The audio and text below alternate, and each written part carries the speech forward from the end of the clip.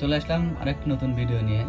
পুরুষ মানুষের ক্ষেত্রে তার ওয়াইফ, ঘরওয়ালি, বউ, সে যদি সঠিক মানুষ হয় তাহলে তার জীবনটা সঠিক উচ্চ পর্যায়ে পরিচালিত হয়।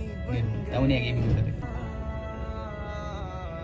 এখানে এক ভাই হয়তো তার ওয়াইফের সাথে ঝগড়াঝাটি হয়েছে, রাগ করে সকালে না খেয়ে কাজে চলে আসছে, তো মানানোর জন্য চলে আসছে।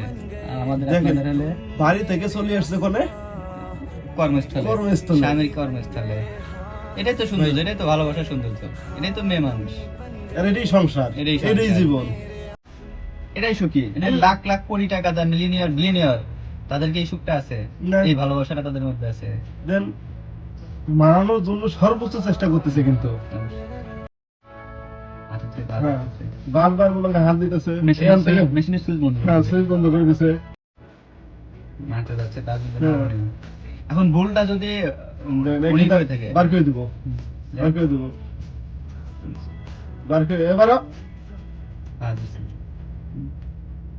ভাই সার্থক জীবন, ওর জীবন সার্থক। একজন পৃথিবীতে টাকা, অর্থ, প্রাচুর্য কোনো মেয়ে মানুষকে আটকে রাখে।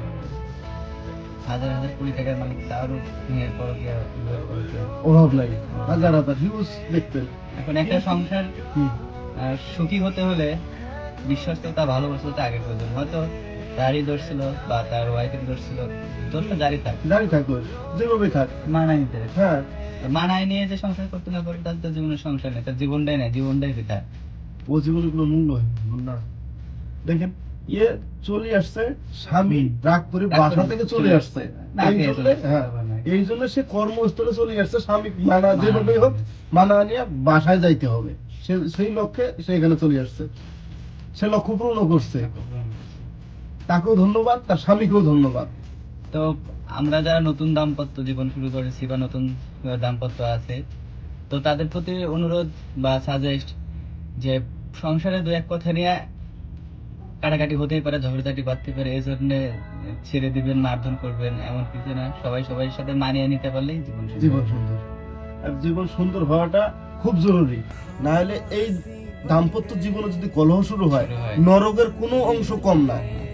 10 মিনিট আগে আপনার সাথে ঝগড়াঝাটি হয়েছে, 10 মিনিট পরে এটা মিল করে নিলে অসুবিধা নয় তো কোনো জায়গায়, কোনো সমস্যা নেই। তো এই বিষয়টা আসলে ভিডিওটা কেমন লাগলো সেটা জানাতে ভুলবেন না। আসলে এরকম যেন সবার জীবনেই হয়, সবার জীবন সঙ্গী যেন এমন হয়, সেই প্রত্যাশা কামনা করে আজকে পর্যন্ত শেষ করতেছি। ভাই, আপনার কিছু বলার আছে? না, আজকের জন্য এই পর্যন্ত। সবাই ভালো থাকবেন।